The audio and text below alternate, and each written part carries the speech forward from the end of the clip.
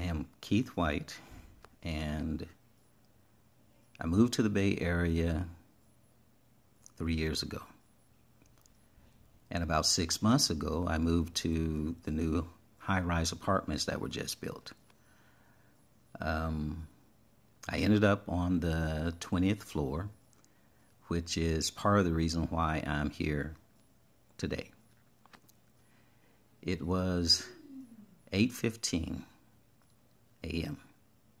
when the earthquake hit. I will never forget that time. I was just checking email when I was thrown across the room. It was like nothing I'd ever experienced. And it kept going and going. I couldn't even stand. I was so scared that the building was going to fall over. Eventually it stopped. I looked out the window. There were fires below. Lots of sirens and car alarms. Power was off. Internet was dead. Cell phone signals were at zero. It was surreal. I waited about an hour before going downstairs. The elevator wasn't working, and 20 floors is a long way down, and even longer going up.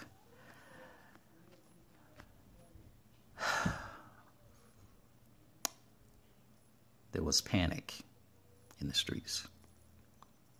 Cars had been flipped over. Buildings had collapsed. I made my way to the grocery store because I knew I had very little food and this wasn't going to be a quick fix. The grocery store was pretty much empty, and there was yelling and screaming. They were only accepting cash. Well, no one had cash. If it wasn't for the police being on the scene, it would have gotten violent really fast. People were scared. Really, really scared.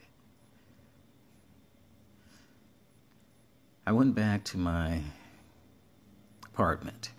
There was no way I was going to try to go to work.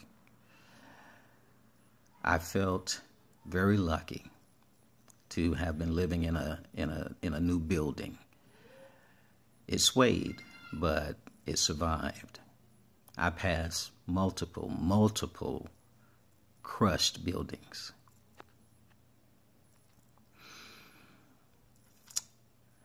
After a while, the sirens weren't so common anymore. I remembered I had an old hand crank radio. I pulled it out before dark and got it working. I heard the news on the radio, and it was bad. Hundreds, at least, were dead. And the National Guard were being called in. All the roads leading out of the Bay Area were blocked by cars. The airports were shut down. And emergency services were just overwhelmed. The following morning, I looked out, and there was more fires. Some must have started the previous night.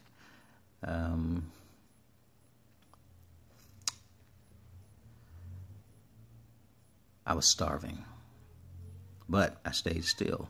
It wasn't safe below, so I waited. It was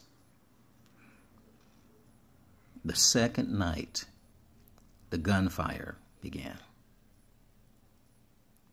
I saw gunfire in the streets, and the radio confirmed it. People were being shot and robbed. Society was breaking down. Later that night, I heard gunfire below our apartment. It went on for about an hour. I feared that the looters were moving up through our building.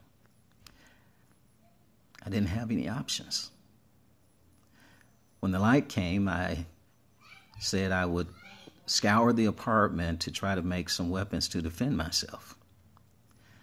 Then I thought, what a pity I didn't make a plan for this. And then, boom, like a thunderbolt, it hit me. I had a plan. I just forgot about it. At dawn, I located the box that I had purchased from Valhalla Coin. It was a metal box that blocked magnets. What do you call that? A Faraday cage. I hadn't seen it since I purchased it. I bought it and I stuck it under the stairs. My brother, the survivalist, he had insisted I get one. So I opened it.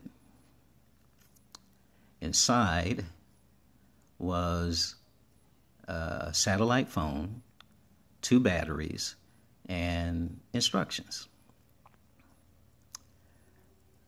I called. They answered. This is Valkyrie 6. Please identify. Was the words I heard.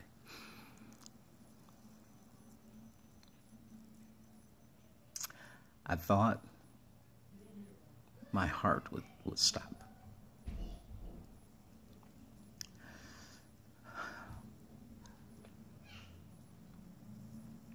I gave them my name and the information about the contract. They knew how bad it was. This was about 7 a.m. the third day. At 9 a.m., I headed up to the roof of the building. And in the dead silence came the whir of helicopter rotors. 5 minutes later, I was on board and heading out. The trip was surreal. It went from fear to excitement to intense relief. And then, as I flew over the Bay Area, to great sadness. The carnage was severe. So much destruction. It would take decades to recover.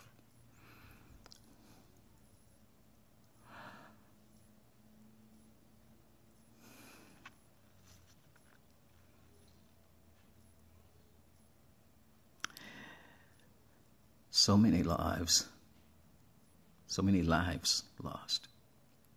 I would have died there. By noon, I was in this apartment. They call this location Valkyrie Valhalla 3. The rescue and the apartment were prepaid by the contract. And I've been here ever since.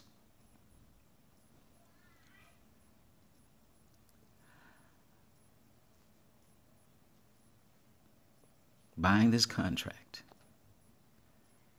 literally saved my life.